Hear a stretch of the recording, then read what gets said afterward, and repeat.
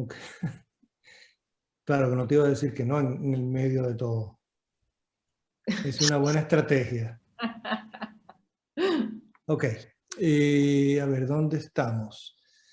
Yo no sé si quieren que les dé una introducción de cómo iba el estado de la biofísica de los canales mecanosensitivos en la transición al nuevo siglo. Estos experimentos fueron hechos entre 1998 y el 2001. Y fue una colaboración con el doctor Boris Martinac, que fue uno de los descubridores de estos canales mecanosensibles de bacterias, y que ha continuado colaborando con nosotros por muchos años, y bueno, es un amigo de la casa.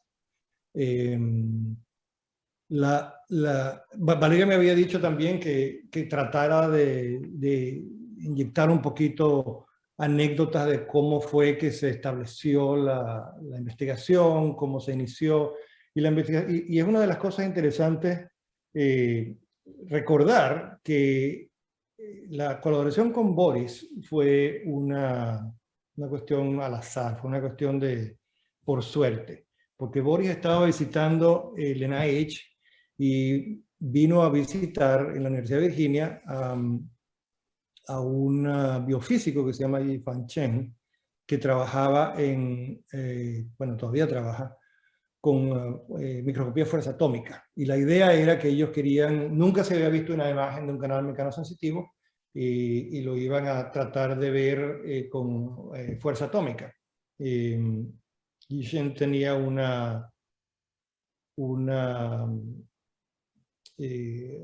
modificación de la técnica que le permitía hacer fuerza atómica a temperaturas criogénicas.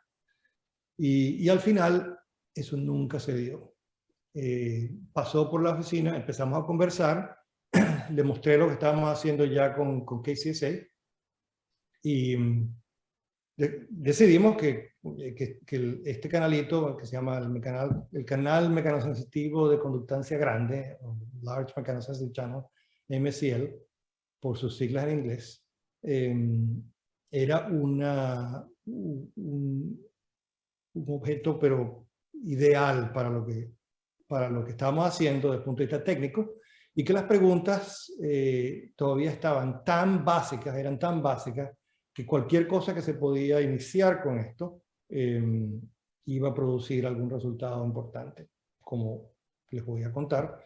Este resultado, o estos resultados, están todos amalgamados en este trabajo, pero en realidad era como les decía, 2 años y medio de trabajo, que llevó también al primer modelo tridimensional del canal mecanosensitivo de conductancia grande de MCL.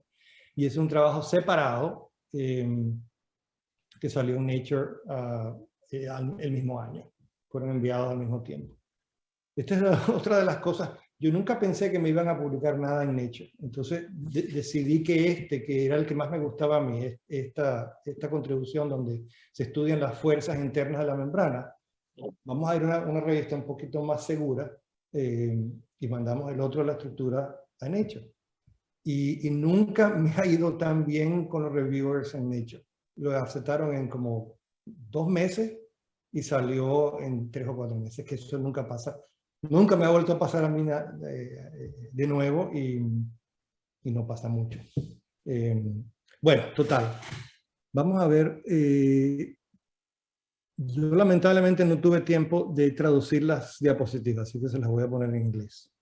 Tengo una serie de diapositivas donde quería hacer la introducción. Y, ok, como yo sé que hay una audiencia que es heterogénea, vamos a comenzar con la parte fisiológica. Vamos a describirles un poquito qué es lo que hacen estos canales. Voy a poner esto aquí. Aquí. Ok. ¿Ustedes ven esto? Perfectamente. Ok. Entonces, ¿por qué? Una de las cosas interesantes es que estos canales mecanosensitivos de procariotas, hay varias clases, y son unos sistemas redundantes que que se generaron por selección natural, pero se han mantenido de tal manera de que no importa el tipo de bacteria, con un par de excepciones importantes. La mayor cantidad de géneros de especies bacterianas, hasta arquea y plantas, tienen estos canales mecanosensitivos por una razón muy importante, porque los procesos osmóticos y los insultos osmóticos tienen que ver mucho con el proceso de defensa de procariotas. Cuando tú eres un organismo que vive al aire libre y estás, por ejemplo, en una bacteria, supongamos que estamos en un campus, y en este campus está la bacteria, y de pronto llueve. Lo que va a suceder es que el reservorio de diferencia osmótica entre el agua de lluvia, que es agua destilada, y el equilibrio osmótico interno de la bacteria, hay una diferencia muy grande. Y la presión osmótica lleva a que el agua entre, y no necesariamente por canales, aunque hay canales de agua en bacterias. Y la diferencia de volumen es tal que obviamente la cantidad de agua es infinita y el volumen interno de la bacteria es un femtolitro. Eso quiere decir que a medida que se entra el agua, aumenta la presión de turgor alrededor de la membrana, y a las bacterias o hacen algo inmediatamente agudo o explotan, literalmente. Y de hecho, eso se descubrió por Jonathan Adler hace muchos años. Una vez que se eliminan estos canales, tú puedes hacer knockouts de estos canales en bacterias. Cualquier insulto osmótico, hipoosmótico generalmente, los insultos hiperosmóticos se controlan de otra manera. Las bacterias explotan, pero inmediatamente. Entonces, como les decía, las bacterias desarrollaron estos sistemas redundantes donde hay varios tipos de canales mecanosensitivos para hacer solamente una cosa, que es equilibrar la diferencia de presiones osmóticas. Y estos sistemas, los mejores conocidos son dos clases. El canal, como les decía, el canal mecanosensitivo de conductancia grande, MCL, y el canal mecanosensitivo de conductancia pequeña, MCS. El canal que produce corrientes más grandes es el más chiquito, el canal que produce corrientes más pequeñas es el más grande, aunque este produce corrientes que son de 1 nanosiemens, este produce corrientes que son conductancias de 3.5 nanosiemens. ¿Aló? ¿Había una pregunta? Creo que se le disparó el micrófono a alguien. Ah, ok. Creo. Ok. Déjame salir de la presentación.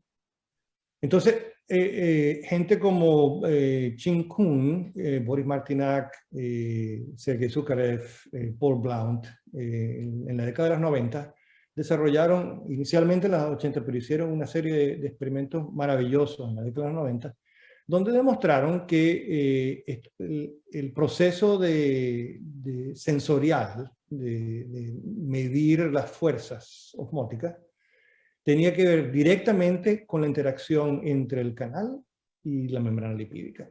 Y es un experimento clásico donde Martinac y Zukarev purificaron MCL, lo reconstituyeron en liposomas, hicieron patch de liposomas y le aplicaron fuerzas a través de la bicapa, por presión hidrostática a través del patch, y producen un cambio de actividad. El gating del canal es directamente dependiente de la presión a través de la bicapa. ¿Okay? Ahora, la presión a través de la bicapa no es lo mismo que la tensión en el plano de la bicapa. Y hay una relación directa que se puede calcular dada una distorsión y dado el módulo de distorsión de la membrana. Estoy tratando de traducir los términos online. Si uno aplica la ecuación de Laplace, uno puede calcular la tensión intramembrana dada una diferencia de presión a través de la membrana. Y eso da valores de 10, dependiendo del canal, de 10 a 12 dinas por micra cuadrada. Entonces la idea es que uno puede generar una distribución de Boltzmann de la probabilidad de apertura simplemente cambiando la presión intramembrana. Estos canales fueron clonados por un proceso heroico en donde hacían uno de los primeros procesos de clonamiento por expresión, en donde purificaban el canal cada vez, reconstituían el canal cada vez y hacían la caracterización de lo que purificaban en cada paso de selección. Fue hecho en la década de los 90, el paper del grupo de Chin Kung, y la estructura de MCL fue obtenida por el grupo de Doug Rees en el año 98. De hecho, KCSA salió publicado en marzo del 98 y MCL salió en octubre o noviembre, apenas unos meses. Entonces, la idea es preguntarse. Ya sabemos que cambiando la presión a través de la bicapa abre el canal, pero eso no nos da ninguna información detallada de cuál es la influencia. Y sabemos también que uno puede abrir el canal solamente reconstituyéndolo en una bicapa artificial. Esas dos cosas se saben. Lo que no se sabe es qué tipo de fuerzas, qué es lo que hace la bicapa, cómo hace el canal para convertirse en un sensor de las propiedades físicas de la bicapa. Ahora, podemos hacer una pequeña introducción de qué tipo de fuerzas estamos considerando. Y déjame entonces salir de aquí. ¿Cómo salgo de aquí? Aquí, stop share. Mientras Eduardo busca el slide, les recuerdo que pueden preguntar. De hecho, me gustaría que los estudiantes y postdocs se sientan... Sí, es en español. Ok. Se sientan con la confianza de preguntar. Oh, ok. Bueno, déjame seguir entonces.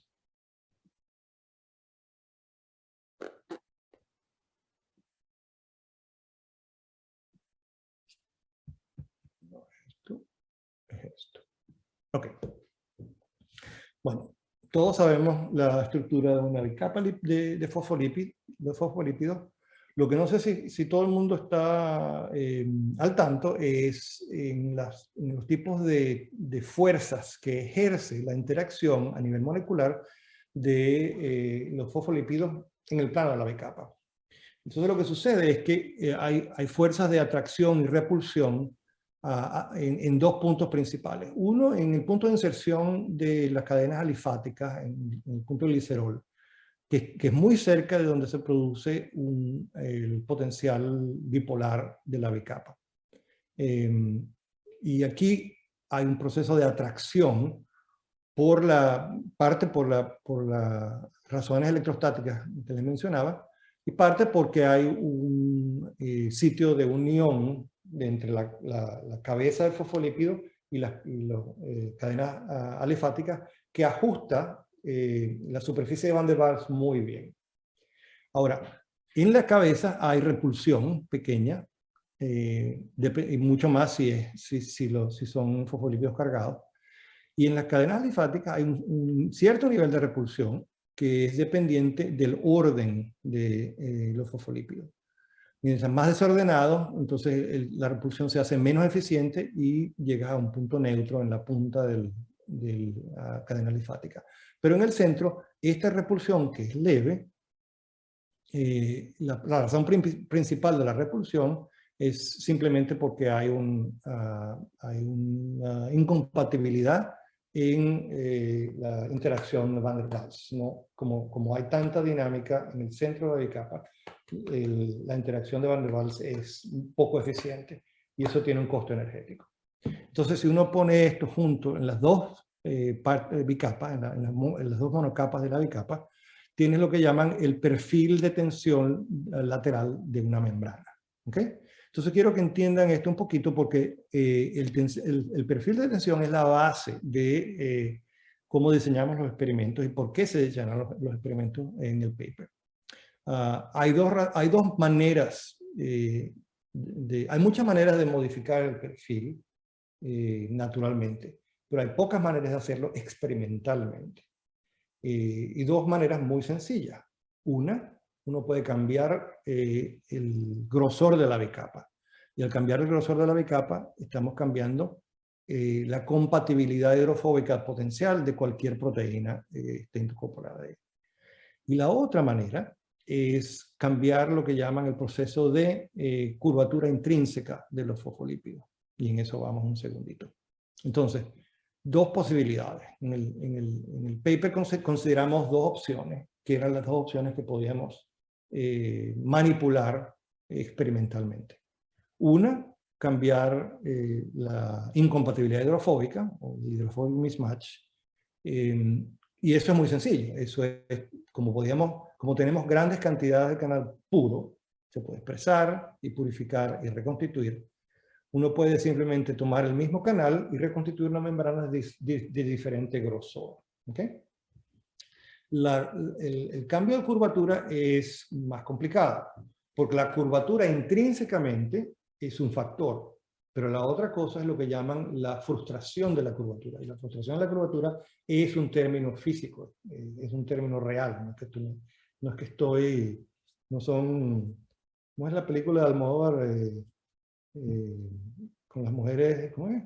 Al borde de un ataque de nervios. De un ataque de nervios, exacto. No es que estos son canales al borde de un ataque de nervios, son canales en donde la bicapa, las fuerzas internas de curvatura son incompatibles entre las dos bicapas. Y eso produce lo que los físicos han denominado un proceso de frustración de curvatura. ¿Ok? Y eso se puede medir energéticamente. Esas deformaciones son relativamente sencillas de modificar experimentalmente, porque lo que uno hace es que incorpora asimétricamente lípidos con diferentes formas geométricas. ¿Okay? Y a eso vamos en un segundo. Entonces, regresemos un poquito al proceso de la incompatibilidad hidrofóbica. Y lo que sucede son dos cosas. Cuando se produce la incompatibilidad hidrofóbica, hay compensación por parte de la bicapa y se producen estas pequeñas curvaturas, estos ángulos de ataque donde el lípido interactúa en la interfaz entre el lípido y la proteína. Si el lípido es más corto que el perfil hidrofóbico de la proteína, que lo que en inglés se llama hydrophobic footprint, la membrana va a compensar con una curvatura positiva. Si la membrana es más gruesa que el perfil hidrofóbico de la proteína, se produce una compensación al otro lado. Eso desde el punto de vista de la bicapa. Pero las proteínas reaccionan ante esa incompatibilidad también. Y lo que sucede es que hay un cambio en el ángulo de ataque, en el ángulo de interacción entre grupos de hélices. ¿Okay? Y la mayor cantidad de las proteínas con las que trabajamos, y casi todos los canales iónicos, están formados por grupos de hélices, paquetes de hélices. Esos paquetes de hélices tienen un ángulo de ataque entre las hélices que es optimizado. ¿Okay? Y eso se conoce, la energía de interacción se ha calculado, y si tú produces una incompatibilidad hidrofóbica con una membrana más delgada, la predicción es que las hélices se van el ángulo entre las hélices va a cambiar y las hélices se van a acostar hacia el plano de la bicapa. Mientras que si la membrana es más gruesa que el perfil hidrofóbico de la proteína, se van a erguir y van a estar más verticalizadas en relación o perpendiculares en relación con el plano de la bicapa. ¿Ok? Eso es una cosa. La otra cosa es el proceso de curvatura que les decía. Entonces, la frustración de bicapa se mide teóricamente dependiendo de la relación entre el área de la proyección del área de la cabeza del fosfolípido versus la proyección del área de las cadenas alifáticas. Entonces, un fosfolípido como, por ejemplo, la fosfatidilcolina, cuya proyección en 2 dimensiones de la cabeza polar es muy parecida a la proyección de las 2 cabezas alifáticas, tiende a producir bicapas que son planas. ¿Okay? Por eso las bicapas de fosfodilcolina son muy estables en 2 dimensiones. Si tenemos fosfolípidos o lisofosfolípidos, por ejemplo, en donde claramente la proyección de la cabeza del lípido es mucho mayor que la proyección en 2 dimensiones de las cadenas linfáticas, tienes una estructura de un cono, geométricamente, y ese cono va a producir una curvatura que es positiva, mientras que si tienes la relación, se invierte, como en el caso de la fosfatidina etanolamina, donde la cabeza es mucho más pequeña, pero las cadenas linfáticas son iguales, la curvatura se va a producir negativa. ¿Okay? Esto se puede medir y en este caso va a generar un domo positivo, en este caso va a generar un domo negativo. Eso, por supuesto, ocurre en el plano macroscópico de una bicapa que puede ser parte de un patch, de un parche bajo control de voltaje, por ejemplo. Entonces, la idea general fue que, por un lado, podemos cambiar la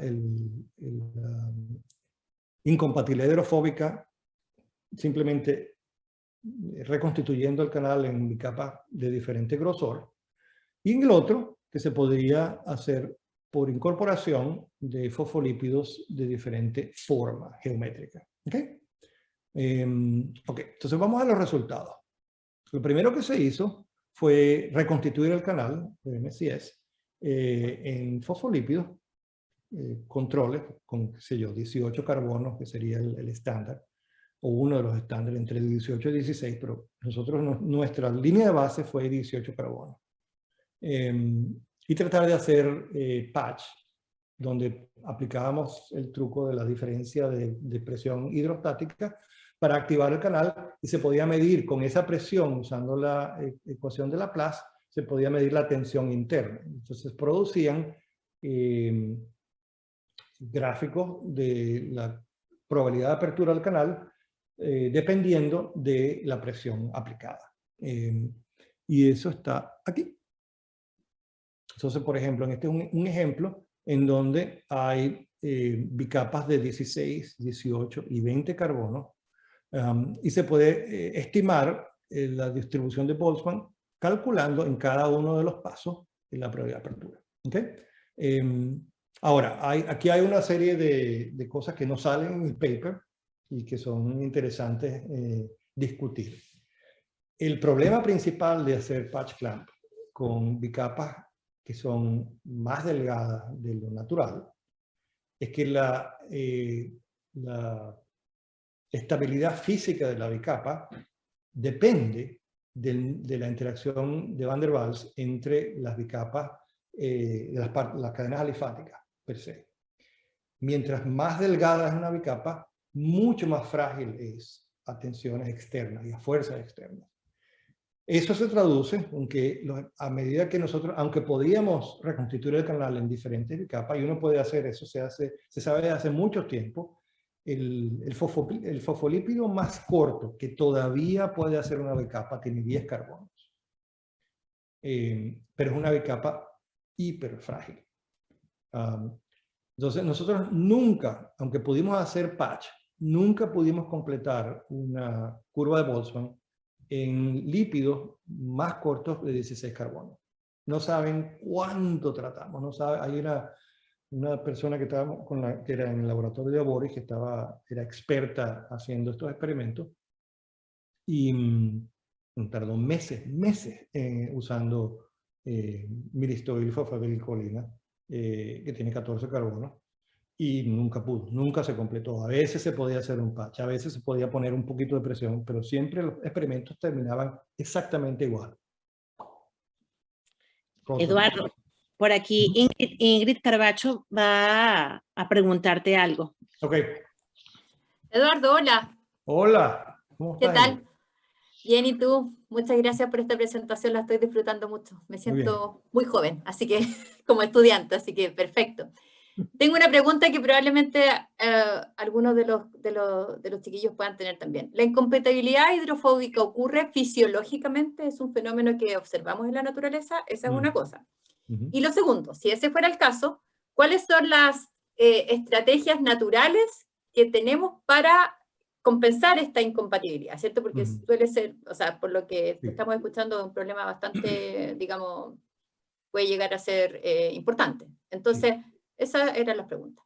Bueno, la respuesta global es no. No hay muchos ejemplos de incompatibilidad hidrofóbica, aunque la respuesta concreta es hay varios ejemplos. Pero el problema es que desde el punto de vista evolutivo, las membranas se hacen con un cierto grupo de lípidos. Y las bicapas, como tú sabes, son una amalgama de dinámica de fosfolípidos y de colesterol y otros ácidos fosfatídicos y ese tipo de cosas. Lo que sucede es que a veces hay transiciones de fase en 2 dimensiones, en donde un parche de membrana puede ser ligeramente más delgado que otro. Entonces, dinámicamente, las proteínas o tienden a agregarse ahí, porque prefieren ese parche, o salen o son excluidas. Pero es una consecuencia muy, muy dinámica. Entonces, no es una cosa como que la membrana globalmente es regulada en su grosor. Habiendo dicho esto, está el problema de las bicapas de los hipertermofílicos, las bacterias hipertermofílicas, las arqueas, en donde las bicapas son más gruesas de lo normal porque son más estables, pero, y además son un solo fosfolípido con 2 cabezas, pero su grosor y su estabilidad no es regulada porque siempre viven a muy altas temperaturas. Cuando las bicapas son reguladas, generalmente son reguladas por el número de insaturaciones, que eso cambia la dinámica local. Entonces hay sistemas, de hecho hay un ejemplo muy, muy lindo de un sensor de temperatura bacteriano que se basa en la fluidez de la bicapa a diferentes temperaturas. Y para mantener la fluidez constante, el organismo cambia enzimáticamente la proporción de lípidos insaturados o saturados, que es una belleza. No sé si eso responde a la pregunta. Sí, perfecto. Muchas Como dicen gracias. en mi tierra, estoy hablando mucha paja para el tiempo que nos conocemos. Ok, seguimos. ¿Otra pregunta? Ok.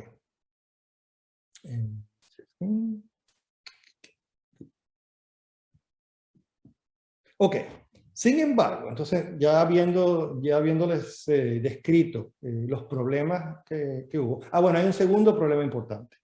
Y es que eso también se sabía desde hace mucho tiempo. Hay, obviamente, la reconstitución de proteínas de membrana en bicapas artificiales es quizá más arte que ciencia, aunque es más ciencia que arte ahora de lo que era hace 40 años. Y hay un límite del grosor de una bicapa que puede aceptar o no una proteína de membrana. Entonces, el otro límite que teníamos físico era que nunca pudimos reconstituir eficientemente el canal en bicapas más gruesas de 20 carbonos. Aunque hay lípidos disponibles de 22 a 24 carbonos, la eficiencia de reconstitución bajaba dramáticamente a partir de 20. Inclusive 20 era más pobre que 18 y 16. Ok, habiendo dicho eso y habiendo reconstituido y aplicado las presiones transbicapa, aquí les muestro el resultado principal, que es dos cosas. Una, que hay una dependencia, como un corrimiento directo de la dependencia de presión a la probabilidad de apertura, y que mientras más delgada la bicapa, más fácil es abrir el canal. Mientras más gruesa la bicapa, más difícil es abrir el canal. Y eso lleva como consecuencia una predicción muy importante. Y la predicción es que entre el canal cerrado y el abierto, que en esa época solo existía el canal cerrado, la configuración cerrada, tiene que haber un cambio de ángulo en las hélices que lleva a las hélices a aplanarse hacia el plano de la bicapa. Eso fue demostrado muy claramente por nosotros en el segundo paper que sigue a este, en donde tenemos el primer modelo de MCL abierto, y se encuentra que las hélices que están encargadas de producir el poro son las mismas, no hay un cambio de la distribución de las superficies internas. Lo que sucede es que las hélices hacen un tilt, hay un cambio de ángulo. Y ese cambio de ángulo hace que se abra el canal, literalmente como si fuese el iris de un lente de una cámara. Nosotros también con esta información, el segundo punto de información es que al menos con los sistemas que podíamos hacer experimentos, incorporar el canal en una bicapa más delgada hacía que se abriera más fácil, pero no abría el canal. A cero presión interna, nunca tuvimos actividad espontánea. ¿Ok? Y ese es un resultado importante. Ahora, más hacia la biofísica, un resultado interesante cuantitativo es que pudimos determinar la energética, cuánto costaba en delta G incorporar un canal, abrir un canal a diferentes grosores de bicapa. Y hay una diferencia de unos 5 kT por entre 18 y 16, que uno pensaría 18 y 16 no hay mucha diferencia, pero hay una diferencia energética grande, neta, y mucho más. Hay una diferencia de unos 11 kT cuando aumenta el grosor de la bicapa a 20. Entonces, desde el punto de vista energético, la incompatibilidad hidrofóbica es una cosa muy eficiente, cambia la energética de la apertura y cierre del canal dramáticamente. Pero la contraparte de este experimento, súper interesante, no lo tengo aquí, ¿dónde está eso? Aquí. La contraparte de ese experimento fue, sabiendo la estructura entonces, podemos tener un indicador biofísico de si el canal está abierto o cerrado en la bicapa per se. Porque el problema de la estructura cristalina, hasta hace relativamente poco, y en esa época no había esa posibilidad, todas las estructuras están obtenidas en detergente. Entonces, era uno de esos incompatibilidades lógicas que se hace todos los cálculos y todas las interpretaciones a partir de una estructura en donde la función depende de la bicapa, pero la bicapa no está presente en la estructura. Entonces, bueno, para eso quería hacer la pequeña introducción de la resonancia paramagnética electrónica, que por muchos años fue la técnica principal de nuestro laboratorio. Los experimentos de EPR han sido súper útiles siempre y cuando se tenga una estructura de referencia. ¿Por qué? Porque una vez que uno puede tener un nitróxido, que es la sonda paramagnética que te da información biofísica local, uno puede interpretar una estructura estática en términos dinámicos. Entonces, ¿qué tipo de resultados puede uno obtener cuando hace EPR? Lo primero que tiene que hacer es tener solamente una sonda paramagnética en un solo sitio, de manera que tú conozcas de dónde viene la señal. Y la señal se puede interpretar en tres maneras. Una, la forma del espectro. Eduardo, disculpa que te interrumpa. Ajá. Creo que no estás mostrando el slide de PR. Ah, no. No, estás mostrando el del PC16, 18 y 20. Ah, ok, perfecto, gracias. Entonces tengo que salirme de aquí. Y aquí, sí, es cierto. Yo debería, quizá lo más sencillo es hacer el desktop. Ya, ¿ahora sí lo ven? Sí, No? sí lo vemos. Okay. Sí. Ok. Esto que está aquí es lo que se llama un nitróxido y es una molécula súper ingeniosa. Fue diseñada independientemente en el pico de la Guerra Fría, había obviamente una versión americana y una versión rusa. Y ambos hacen lo mismo, que generan un radical libre estable. Este es un radical libre que no reacciona con muy pocas cosas. Y la razón de eso es que hay un electrón desapareado entre este nitrógeno, el orbital sp2 y del nitrógeno, y el oxígeno, que está protegido por 4 metilos. Y estos 4 metilos que están aquí hacen imposible que cualquier cosa, excepto ácidos con potenciales redox extremos como ácido ascórbico o qué sé yo, puedan afectar la señal. Entonces, usando un radical libre estable como este, uno puede entonces medir la absorción de microondas en medio de un campo magnético. Y eso es lo que hace la resonancia paramagnética electrónica. Es esencialmente el primo pobre del NMR, porque en NMR la señal viene del núcleo, tiene muy baja sensibilidad, que es la ventaja de EPR sobre NMR, pero la gran ventaja es que hay los núcleos orgánicos, hay una gran cantidad de núcleos orgánicos que da señal sin tener ni siquiera que marcar, ¿verdad? Entonces esto es como hacer NMR, pero manualmente poniendo una sonda a la vez. Eso es ventaja y desventaja. La ventaja es que te permite entonces hacer las medidas en una región que tú conoces bien, sabes dónde estás poniendo el nitróxido y no hay contaminación de señal de ninguna otra localización. Entonces, si un nitróxido se mueve en el espacio muy rápidamente, la señal se promedia. Y lo que tienen es señales como la roja, en donde hay la promediación hace que las líneas de absorción, y este por supuesto es la primera derivada de la absorción de microondas, son muy angostas. Mientras más angosta la línea, más rápido se mueve el nitróxido pegado a la proteína. ¿Ok? Si la parte de la proteína es mucho más lenta y el nitróxido se mueve en rango de microsegundos a cientos de microsegundos, entonces el espectro se ensancha un poquito, las líneas se ensanchan y uno puede hacer una medida cuantitativa de cuán rápido se está moviendo el nitróxido. ¿Okay? Entonces uno puede, simplemente viendo el espectro, uno sabe, esta es una posición muy dinámica o esta es una posición mucho menos dinámica.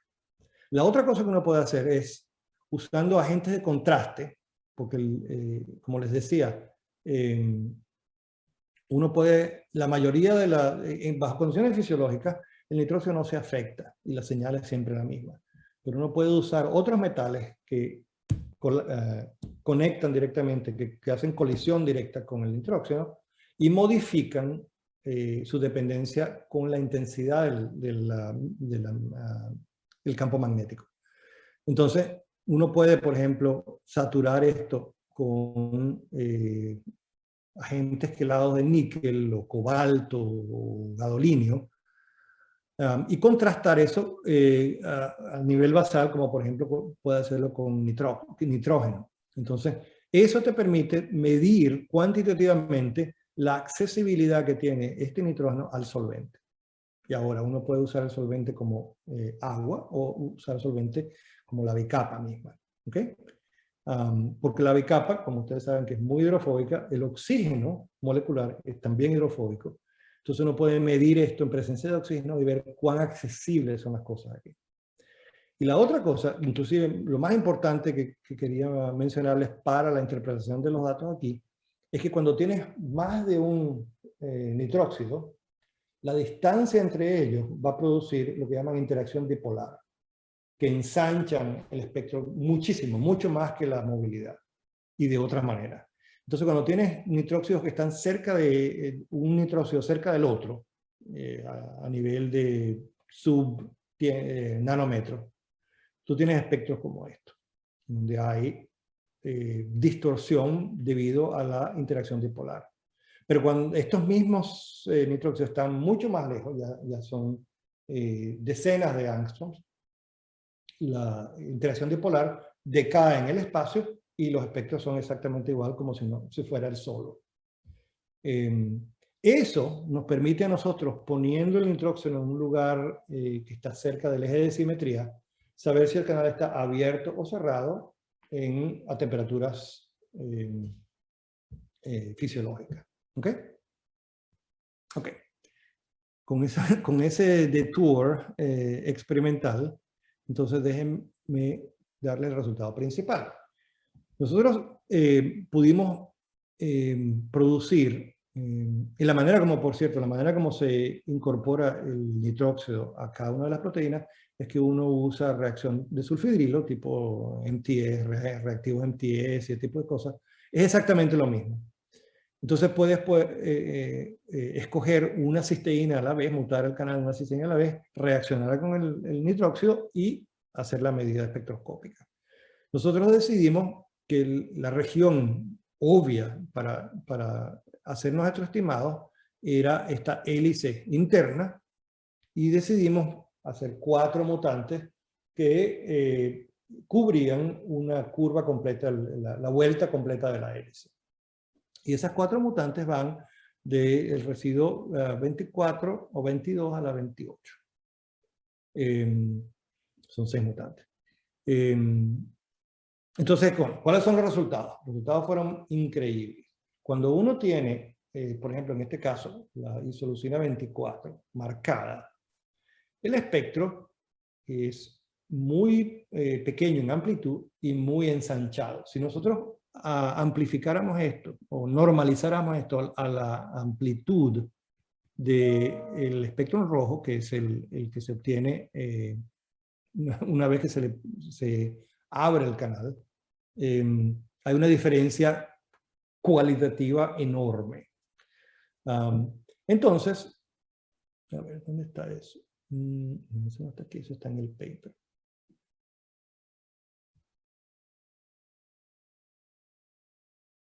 Un segundo.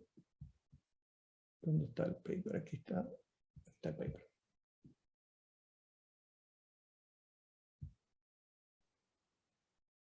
Ok. Este es el resultado. Entonces lo que hicimos fue, usando desde la isoleucina, desde la glicina 22 hasta la alanina 28, estos mutantes nos dieron una señal reproducible. Y en cada uno de ellos fue reconstituido en bicapas de diferente grosor. Tenemos bicapas desde fosfodilcolina de 20 carbonos hasta fosfodilcolina de 10 carbonos.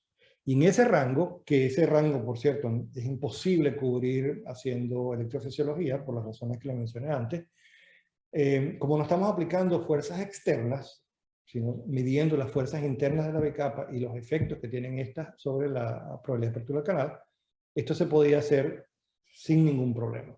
Entonces, todos estos datos fueron obtenidos en los mismos canales que se hace electrofisiología, con y sin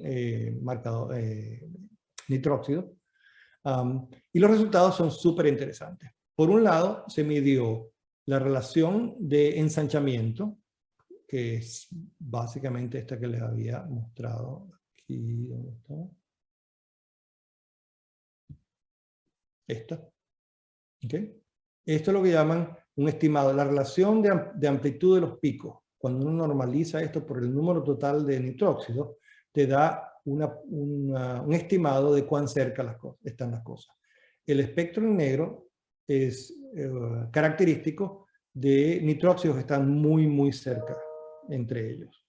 Y claro, si uno mira el canal de su proyección por el tope, la proyección hacia la bicapa, como son 5 subunidades, al marcar una subunidad, cada una de las unidades con un nitróxido, tú tienes 5 nitróxidos. Y esos nitróxidos, al estar cerca, van a producir este ensanchamiento y esta reducción aparente de la señal. ¿Ok? Y lo que sucede es que cuando cambias el grosor de la bicapa, hay 2 cosas que pasan. Una, que la dinámica es casi monotónica, Y mientras más gruesa la bicapa, más rígido es la naturaleza de la compuerta del canal. Y mientras más delgado se hace, más dinámica se hace la compuerta, con variaciones dependiendo de dónde está el nitróxido, ¿ok? Pero lo importante es que las distancias, si bien cambian, no cambian monotónicamente. Y eso sugiere que tiene que haber algún intermedio estructural que se produce entre el canal, la bicapa de 18 carbonos y la bicapa de 16, 14 carbonos.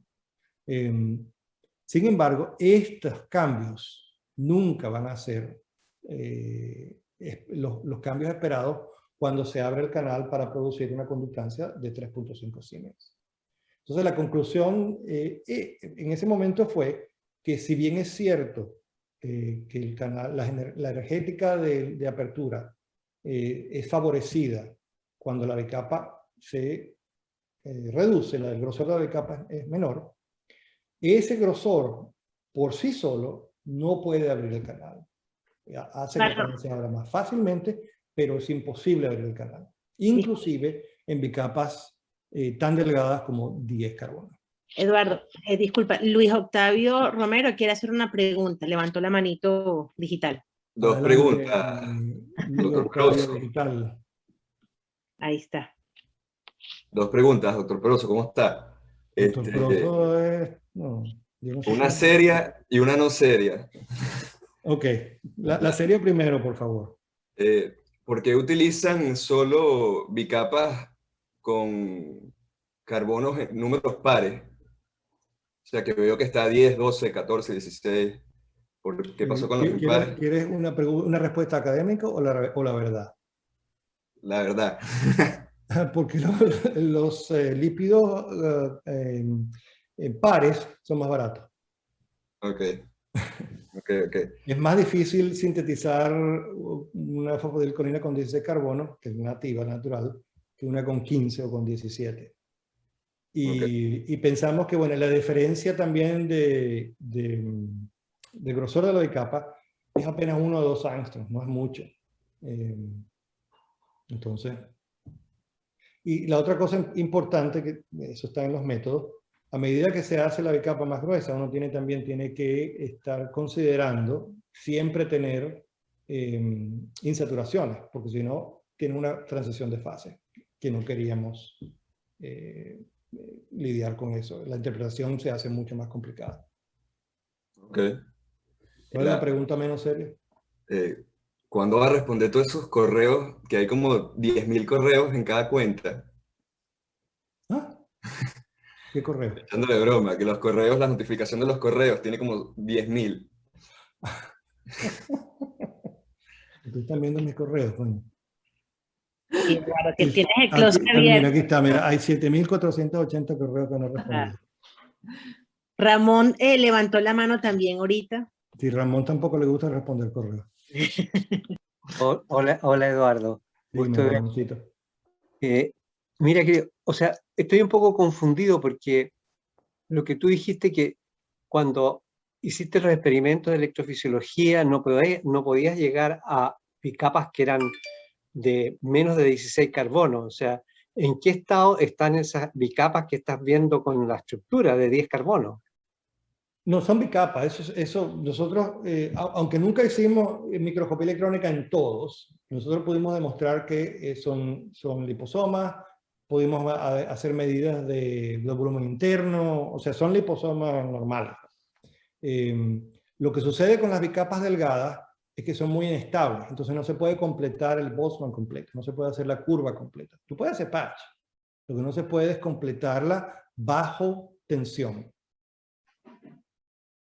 Sí, pero ¿cuán estables son esas muy inestable. Ahora, en liposoma no le estamos haciendo ningún challenge, no le estamos aplicando presiones externas. Es una medida simplemente en solución y eso se han caracterizado desde hace mucho tiempo las bicapas, los liposomas con bicapas más delgadas. Pero ahí el mismatch hidrófobo es inmenso, ¿no? Exacto. ¿Ah? Y todavía no se abre. Ese es el mensaje de este experimento. Pero ¿cómo sabes que se mantiene la estructura? O sea, ¿cómo que no se desarmó el asunto? ¿Cómo se desarmó el canal o no Sí, se desarmó sí, la capa? la proteína, digamos. O sea, Los espectros son muy parecidos. Ajá. Y tenemos varios espectros y por lo menos esa hélice está, desde el punto de vista del ambiente físico, es muy parecido. Ok. Ya. Gracias. O sea, la respuesta formal a tu pregunta es que deberíamos haber determinado la estructura del canal en todas estas capas, lo cual era imposible. Sí. Lo que tenemos es lo mejor que podemos hacer. Ajá. Gracias, Eduardo. No, claro. Ok. Ok.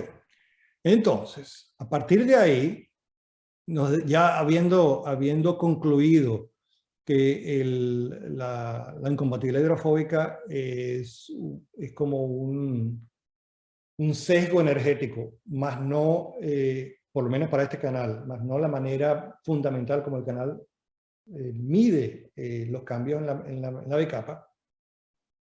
Pasamos a la otra posibilidad. En la otra posibilidad ya sabíamos con anterioridad que hay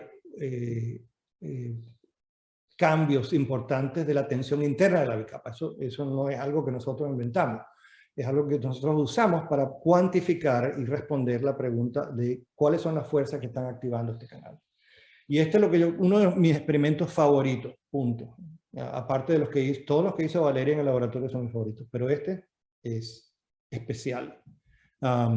Este es un experimento en donde uno puede hacer medidas de tensión. O sea, tú tienes un patch con varios canales. En esta línea... Dos cosas. ¿no? Tienes que compartir la pantalla otra vez. ¿Esto no se ve? No. Ah. Y mientras haces eso, Julia en el chat puso una pregunta que dice, ¿cuál es el sensor mecánico de estos canales? Ah, buena pregunta. La respuesta directa es que no hay un sensor. No hay, tal y como uno puede interpretar la data de los sensores de voltaje, por ejemplo, que hay un sistema que evolucionó para simplemente medir el campo eléctrico. Y, por ejemplo, en los canales ligando dependientes hay un sitio de unión específico que ha evolucionado para explícitamente interactuar con un ligando. Eso no existe, aunque mucha gente lo buscó y nosotros al principio pensábamos que existía. En estos canales en particular, la nueva teoría se llama fuerza a través de los lípidos, force from lipid gating. Y eso no requiere de un sitio específico de transducción. Es un evento global de la bicapa en cómo interactúa con el canal. Entonces uno podría pensar, bueno, ¿cuál es el sensor de tensión? Pues el sensor de tensión simplemente es la interfase proteína-lípido. Es el sensor de tensión. Que no es lo mismo en el caso de, por ejemplo, canales como NOMC, que es el canal mecanosensible en artrópodos, que permite a los artrópodos escuchar sonido. Ese canal tiene unos sensores, unos dominios de anquirina que están pegados directamente a las tubulinas. Y cuando hay un cambio global de la célula, que se transmite a través del citoesqueleto, esos cambios simplemente mecánicamente activan el canal. Eso no sucede aquí. Andrea tiene una pregunta. Eduardo, me voy a colgar de lo que recién te preguntaron y hace rato que me daba vuelta la siguiente duda. Las bacterias, cuando están en comunidad, muchas veces están bien apretadas unas con otras. Entonces, quería saber si ese estímulo como entre intraespecies provoca algún tipo de activación de estos canales. Esa pregunta es maravillosa y no hay respuesta. Yo no sé. No sé si... Lo que dice Andrea es algo que está muy en desarrollo en este momento. Que cuando hay lo que llaman las... ¿Cómo se dice eso? Las alfombras bacterianas. No sé. ¿Cuál es la traducción? Un césped. Mats, ¿ah? Films, se llaman biofilms, o biopelículas en español. Biopelículas, sí. Y bueno, hay una específica que se llama bacterial mats, esa como una alfombra. Y estas tienden a interactuar entre ellas por una serie de mecanismos químicos y hasta eléctricos. Y eso produce una respuesta global de la población. En este sentido, eso no se ha estudiado. Y hay unos sensores químicos que se llaman sensores de quórum, que le dice a la bacteria, ahora eres parte de un grupo. Y la verdad es que no sé si el proceso mecanosensible es afectado por estos mensajeros. Buena pregunta. Vale, muchas gracias. Otra preguntita de Daniel Landi, que también levantó la mano. Hola, doctor. Adelante. Hola. Hola. Mi pregunta es si, ya que estamos hablando de que estos canales no tienen un mecanismo o un sensor de gating y que la fuerza viene de la interacción con la membrana, ¿cuál estado del canal es más estable? ¿Es más estable el canal, el estado abierto y entonces la membrana lo cierra porque la interacción de la membrana entre la membrana es más estable que eso? Y por lo tanto cuando la membrana se estira el canal como que se relaja y baja a su estado abierto, ¿o es al revés? Sí. Bueno, esa es una buena pregunta también y tiene una respuesta directa. Y es que el estado cerrado es lejos, mucho más estable que el abierto. Y hay una razón muy importante evolutiva para eso. Entiende que cuando se abren estos canales, como son una respuesta osmótica aguda, si tú no tienes ese canal, tú no puedes propagarte genéticamente, porque la bacteria literalmente explota. Pero el problema es que eso viene a un costo energético enorme, porque un canal, y de hecho hay, de los MCS hay como 200 por bacteria, de los MCL hay como 20 a 50. Se abre uno de esos canales y es suficiente como para equilibrar un desbalance osmótico. Pero al abrirse, tú pierdes los gradientes. Y hasta pierdes un poquito de moléculas pequeñas, hasta pierdes un poquito de ATP. La bacteria no muere, pero tiene que invertir energía en recuperar los gradientes. Y eso cuesta energéticamente. Entonces, es como estos canales son súper útiles, pero son un revólver cargado, engatillado, listo para que pueda sobrevivir, pero hay mecanismos internos, lo que llaman el rango de seguridad. Tú puedes aplicar tensión inicialmente, y tú aplicas tensión, y aplicas tensión, y aplicas tensión, nada pasa. De hecho, eso está aquí en una de las primeras diapositivas. No sé si ven esto. Ahorita comparte la pantalla para verlo. Ok. Gracias.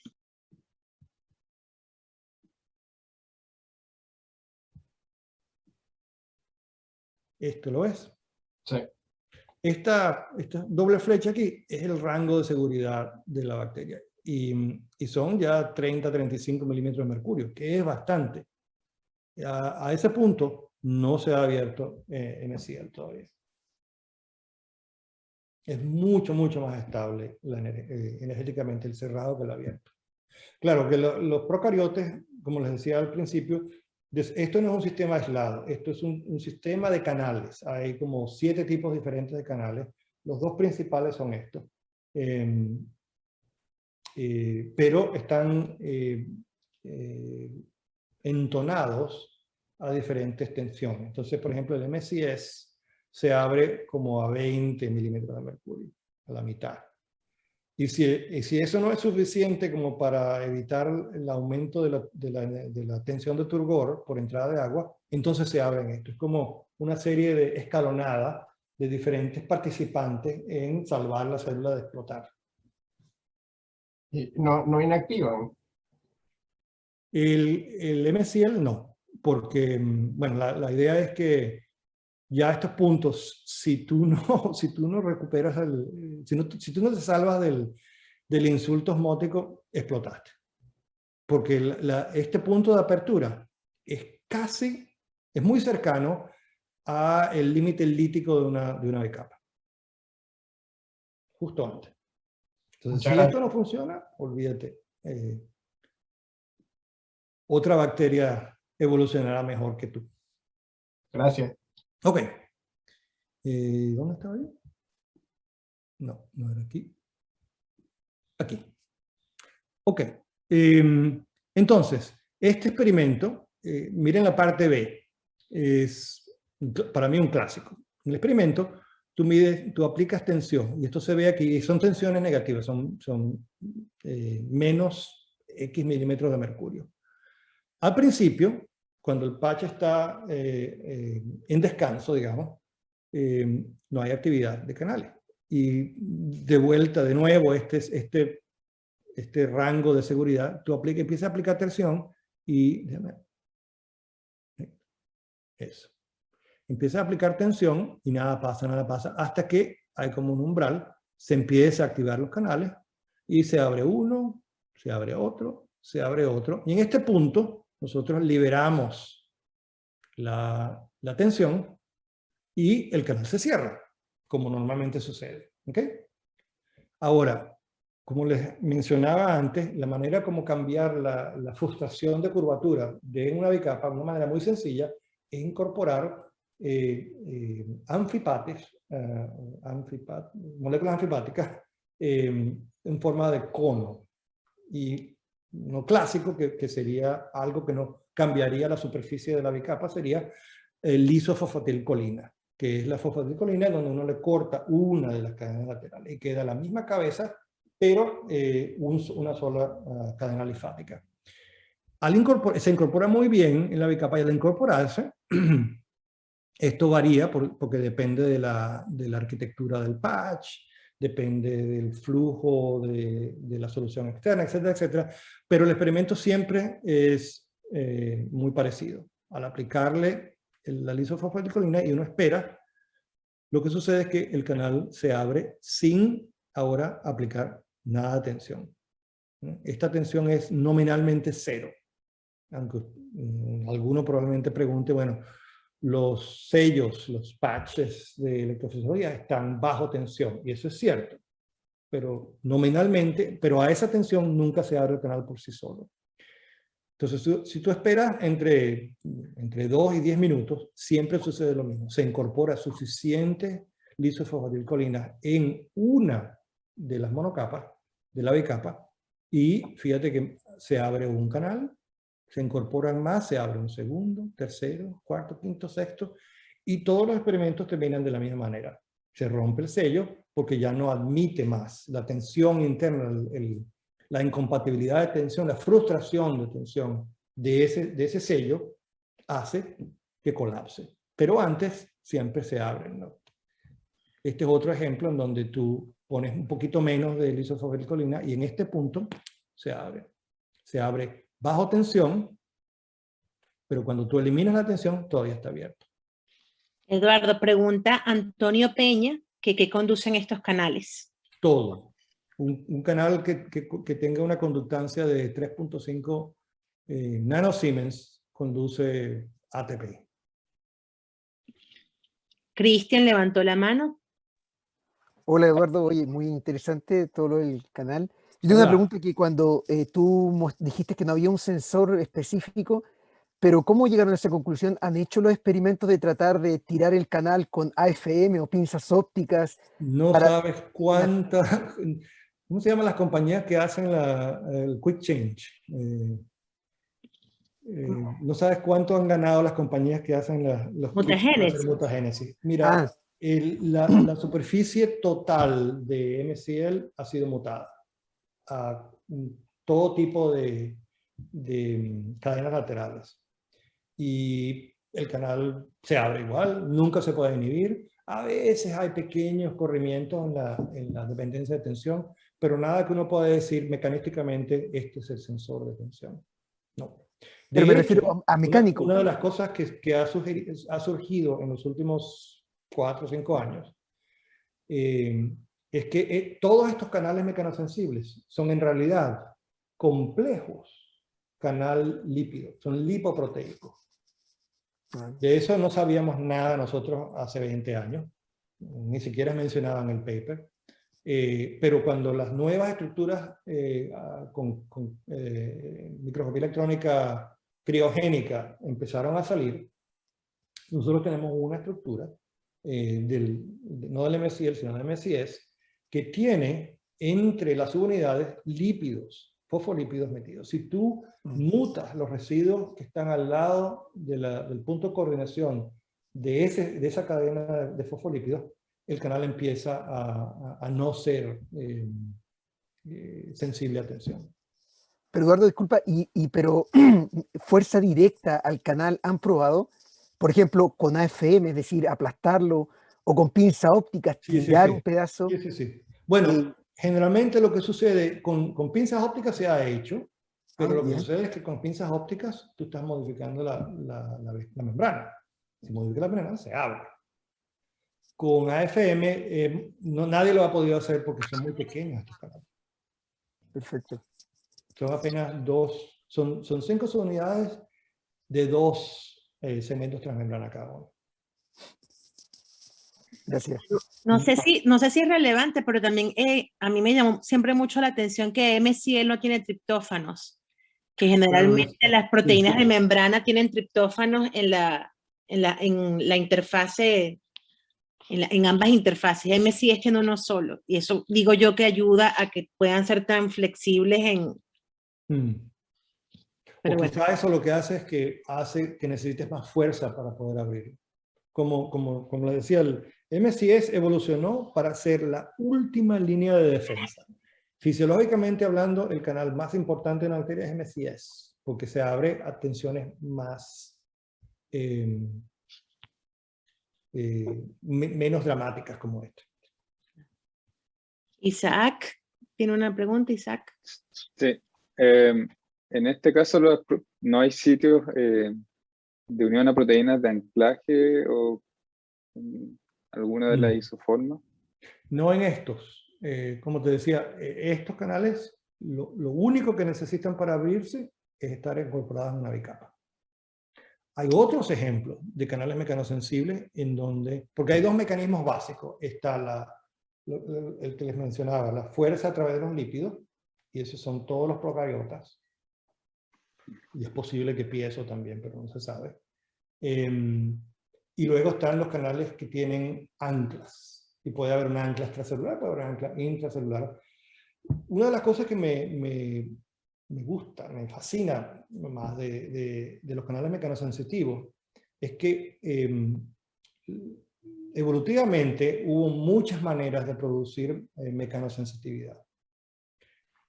Uno puede, por ejemplo, una de las cosas buenas y malas de los canales voltaje dependientes es que la arquitectura básica de un canal de voltaje dependiente es muy parecida entre bacterias y nosotros. Entonces, la gran ventaja es que tú puedes hacer muchas cosas biofísicas en sistemas evolutivamente más antiguos, pero en canales mecanosensitivos la estrategia, como hay muchas maneras de transducir fuerza, entonces hay muchos ejemplos. Entonces, está este grupo de canales, está piezo, que es el canal principal en eucariotas para tacto, y luego están los canales TMC 1 y 2, que son la razón por la cual ustedes me están escuchando en este momento. Audición. Sí. Ok, gracias. Pero inclusive esos canales de TMC, que son los más misteriosos hasta ahora, no tenemos idea estructuralmente de nada, es posible que esos también estén influenciados por la bicapa. Hay un matrimonio muy fuerte entre la función de estos canales mecanosensibles y las condiciones físicas de la bicapa. Que es una de las razones por las cuales este paper, que tiene 20 años, todavía está siendo citado. Ok.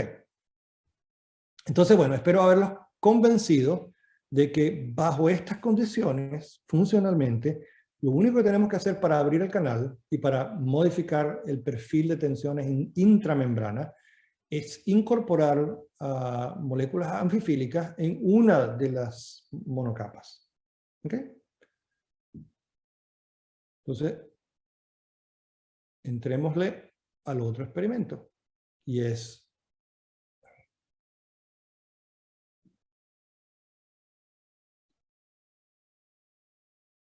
un experimento muy parecido al que hicimos con la incompatibilidad hidrofóbica, pero ahora, en lugar de cambiar el grosor de la bicapa, estamos cambiando la proporción del lisofosfolípido en la bicapa. De nuevo, tenemos los 4 sitios de unión del nitróxido, el 21, 22, 23, 24. Y como control, usamos KCSA, que sabemos que no es mecanosensible. Este es un experimento fundamental, porque lo que se hizo fue, como les decía, incorporar diferentes proporciones, cuantitativamente, diferentes proporciones de lisofosfodilcolina en la bicapa, en una de las monocapas, y vimos cómo cambiaba el espectro dramáticamente, ¿ves? Va de un espectro como este, que es muy pequeño por el ensanchamiento dipolar que se produce porque hay muchos nitróxidos todos cerca del sitio de conducción, y en la medida en que uno aumenta la proporción de lisofosfodilina, esto se hace más leve, el ensanchamiento dipolar es mucho menor, lo que indica que el canal proporcionalmente se va abriendo más y más y más. Probablemente, como esto es un experimento macroscópico, es un ensamble de moléculas, hay una mezcla de los que están abiertos y los que están cerrados. Pero evidentemente lo que sucede es que uno puede tener también una distribución de Boltzmann, y esa distribución de Boltzmann tiene un punto medio que es igual independientemente del sitio de unión del nitrógeno, que para nosotros fue eso un dato muy importante, porque eso quiere decir que estamos haciendo una medida global de la conformación del canal. Ahora les voy a decir otro de mis experimentos favoritos. Una pregunta que te hace Guido Mellado. Guido, ¿ok? Existen toxinas que particionan en la membrana. ¿Existe la posibilidad que exista una toxina que al difundir lateralmente en la membrana se altere el canal? Hay una toxina de araña, de tarántula, que funciona así, pero lo que hace es inhibir el canal. Entonces, de alguna manera, la toxina, eso no se sabe hasta hoy, no se sabe cómo hace la toxina para disociar la relación entre el canal y la proteína. Y otra de las maneras pero inhibe el canal. Y se pega, como dices tú, se absorbe a una de las monocapas. Pero no se sabe cuál es el mecanismo de acción todavía. Y la otra cosa que hay en la literatura es que el lantánido gadolinio es un inhibidor de baja selectividad, de amplio espectro, de todos los canales mecanosensibles que se abren por interacción en la bicapa. Y la idea no es que el gadolinio bloquee el canal. De hecho, el gadolinio es muy pequeño para bloquear un poro de 20 angstroms.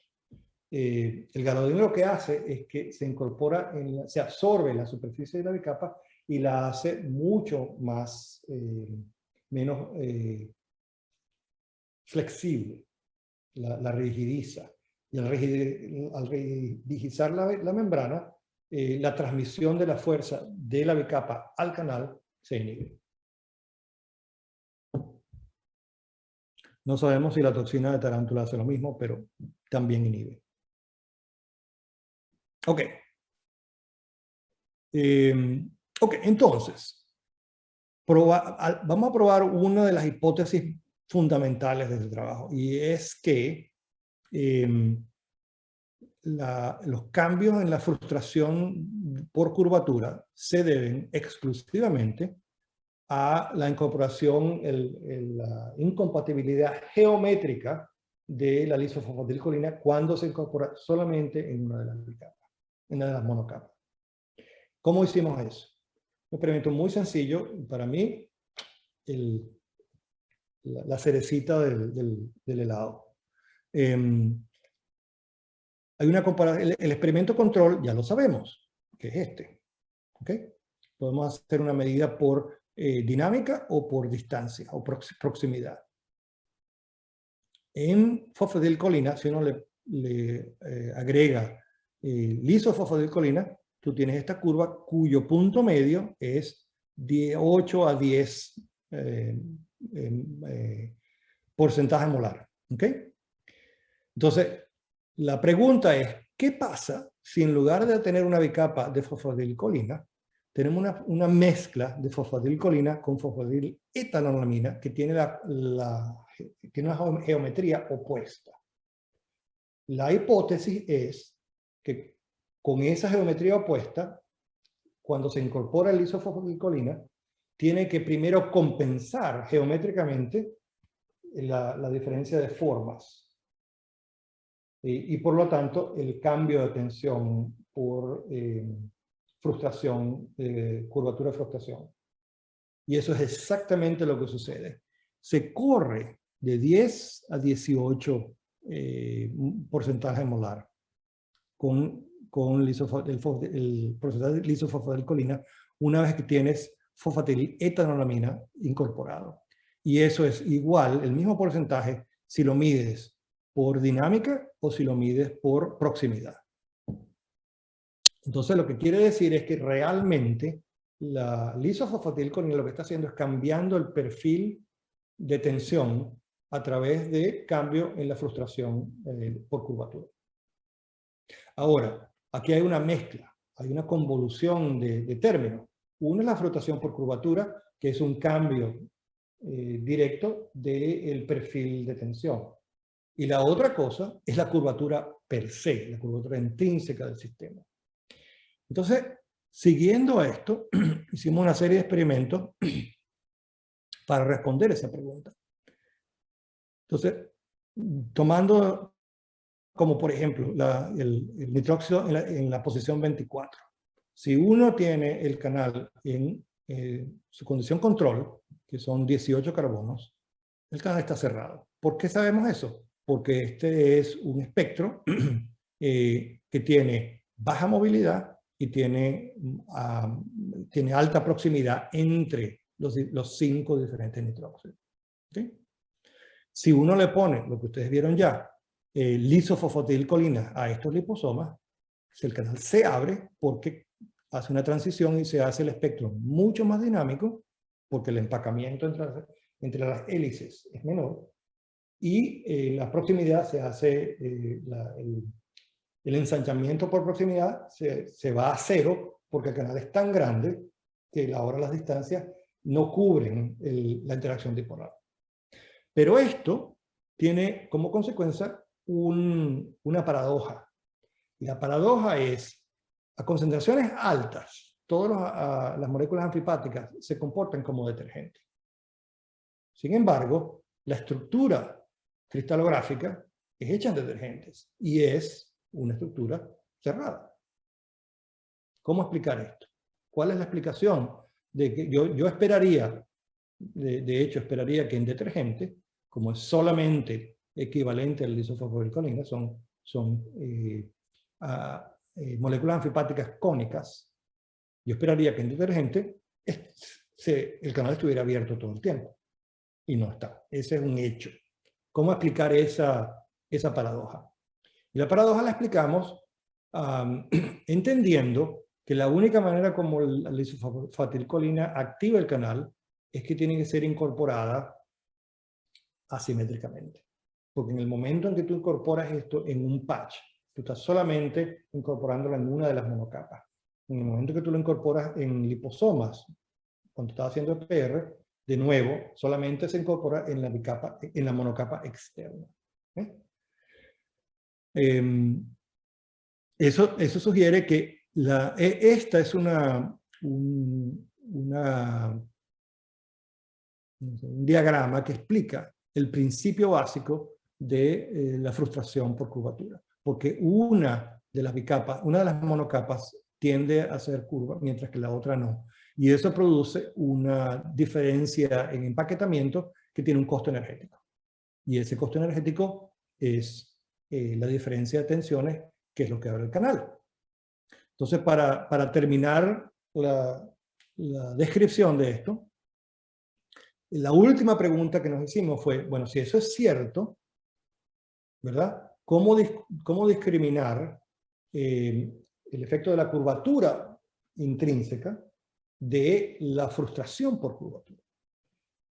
Entonces lo que hicimos fue incorporar el canal en liposomas de diferentes tamaños. De manera que mientras más pequeño sea el liposoma, mayor es el proceso, el efecto de la curvatura. Entonces cuando tú tienes liposomas grandes de, qué sé yo, una micra a 250 nanómetros. No, qué sé yo, 500 nanómetros, son liposomas grandes.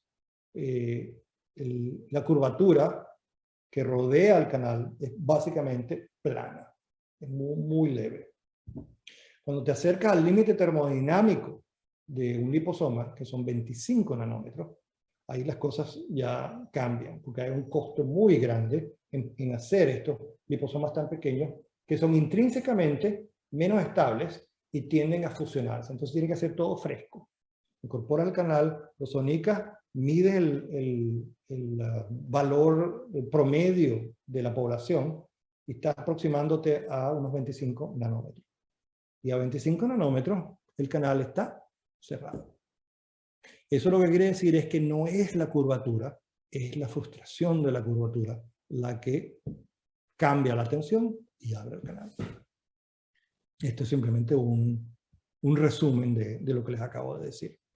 Y bueno, y esto es una caricatura de las diferentes, de las conclusiones básicas que implican maneras de estabilizar o el canal abierto o uno de los intermedios a uno de los grosores con miristoil fosfatilcolina. Eduardo, ya aquí acercándonos al final hay dos preguntas. Una de David Naranjo. ¿Cómo se traduce la tensión a la vida real? Me refiero a que 30 milímetros de mercurio... Estoy bajo tensión todo el tiempo. Me refiero a que 30 milímetros de mercurio es un 20avo de las atmósferas, de la atmosférica. Eso como presión no parece muy impresionante y por lo tanto parece que el canal se abriría frecuentemente. No, lo que sucede, David, es que es muy sencillo reportar esto en presión, pero no es lo correcto. Lo correcto, y cuesta mucho más trabajo hacerlo, es reportar las tensiones. Y para sacar la tensión necesitas saber la curvatura del patch. Y aplicas la ecuación de Laplace y eso te da la tensión. En tensión, son como te decía, entre 11 a 15 dinas por micra cuadrada, que es una tensión bastante grande. Es el límite lítico. El límite lítico son casi 16. El límite lítico de una membrana celular. Otra pregunta de Isaac García. ¿Cómo saben que el canal está insertado en la posición correcta? No sabemos. Bueno, sí sabemos, pero no es un requisito en este caso. Y lo sabemos porque uno siempre puede marcar el C-terminal o uno de los loops con una sonda fluorescente y luego hacer quenching, y la relación entre lo que queda después del quencher y lo que había antes te da la proporción de lo que está dentro del fuera. Y en este caso, con MCL es casi 80% inside out. Julia pregunta, si se mantiene la tensión en la membrana, ¿el canal nunca se cierra? Que creo que se parece a la pregunta de Daniel un poquito. Sí, en este caso sí. O sea, es correcto, no se cierra. Porque no se inactiva. Lo cual trae a colación algo que, bueno, Valeria está muy familiarizada con eso, que es el proceso de inactivación o de sensibilización. En el caso del MCL, no hay. El canal se abre y nunca se desensibiliza. Pero en el caso del MCS, hay un proceso. Y la pregunta ¿es fisiológico o no? ¿Es real o no? ¿O es una consecuencia de hacer los experimentos en patches de estas membranas artificiales? Y lo que sucede es que una de las razones por las cuales creemos que el MCL no se desensibiliza es que como estás tan cerca de la tensión lítica, el canal se abre cuando la membrana es como un tambor, un tamborcito. Y a partir de eso no hay cambios muy grandes. Mientras que en MCS la membrana se abre en un punto medio mucho de menor tensión y puede haber reacomodo del lípido alrededor del canal, puede haber reacomodo del lípido por fusión de vesícula o qué sé yo. Una última pregunta de Julia. ¿El canal no es modulado por voltaje? No, para nada. Bueno, este no. MCS había un mito que de hecho fue interesantísimo. Estos son cosas que no se publican. ¿Ves? En MCS, a ver si, bueno, ¿esto lo ven? Sí. Ok. ¿Dónde está MCS? Aquí está. MCS es, la membrana está más o menos aquí, supuestamente, la nueva posición de la membrana. Pero en esa época se pensaba, déjame poner esto, ¿cómo hago? Aquí, annotate. En esa época se pensaba que la membrana estaba aquí. ¿Ok? Aquí hay dos cargas, una lisina y una arginina.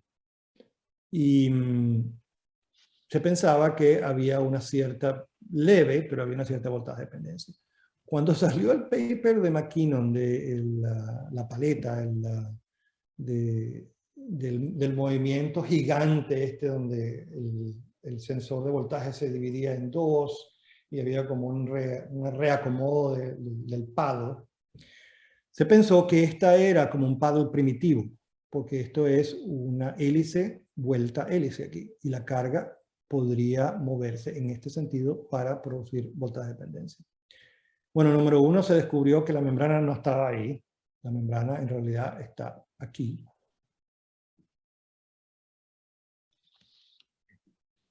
Y hay una parte aquí que está fallando porque en detergente se desenrosca. Y eso hace que las cargas estén fuera de la bicapa, número uno. Y número dos, cuando se hicieron experimentos con cuidado, se demostró que no era voltaje dependiente nada. Aquí, bueno, ya para terminar, voy a leer un comentario de Gaby. Gaby A. Hay un ejemplo muy lindo en la naturaleza, que es un canal mecanosensible en el caso de germinación e hidratación del polen en plantas. Las mutantes sin el canal no sobreviven. Un Science en el 2015 de Hamilton et al. Y el canal es de la familia de MCS, que es MSL8. Sí. Este es un trabajo de Elizabeth Haswell, si no me equivoco. Exacto. Gaby, ese es un punto muy importante que una de las razones por las cuales estos canales que aparentemente tienen un interés más académico que cualquier cosa, han surgido como un blanco potencial de desarrollo de drogas, es que ni MCL ni MCS existen en los metazoos, en los animales. Pero MCS existe en plantas solamente y en algas, aparte de los arquea y las bacterias. Pero MCL es exclusivamente algo que existe en bacterias y en arquea. Eso hace que, y además, como habíamos comentado, una de las preguntas, creo la de Daniel, habíamos comentado que esto es un arma cargada apuntándole a las 100 de la bacteria, si es que la bacteria tuviese unas 100. Porque si se abre y incontroladamente la bacteria muere, porque los gradientes se disipan. Entonces hay un esfuerzo muy grande en este momento tratando de usar moléculas pequeñas anfipáticas para tratar de abrir el canal químicamente. No hay un producto en este momento, pero hay mucha gente trabajando eso, porque se convertiría en el antibiótico ideal. Todas las bacterias lo tienen, patogénicas o no patogénicas. Todas las bacterias mueren cuando se abre el canal. Y de hecho, mutantes con ganancia de función son todos letales, si la ganancia de función es alta. Bueno, yo creo que deberíamos ir cerrando y te quería dar las gracias, Eduardo, porque fue una clase magistral. Muchísimas gracias a la gente del Centro del Instituto de Neurociencia de Valparaíso, sobre todo a Andrea, Chayu y Karen, y a todos ustedes por su participación, y nos vemos en un mes. Muchísimas gracias. ¿Ya tienes una nueva víctima? Ya tengo varias nuevas víctimas. Ah, qué bueno. ¿Quién es el próximo? Gracias, Eduardo. Estuvo fantástico. Lo disfrutamos Gracias. mucho. Un millón. Gracias. Hablé mucho, sí, pero bueno. No, estuvo buenísimo. No, es lo que queríamos, así que perfecto. Y gracias a todos los que participaron. Igual a ustedes. Mira, te ponen gracias, muy linda la presentación de Cecilia Busat. Muchas gracias, Cecilia. Bueno, hasta luego. Vamos a una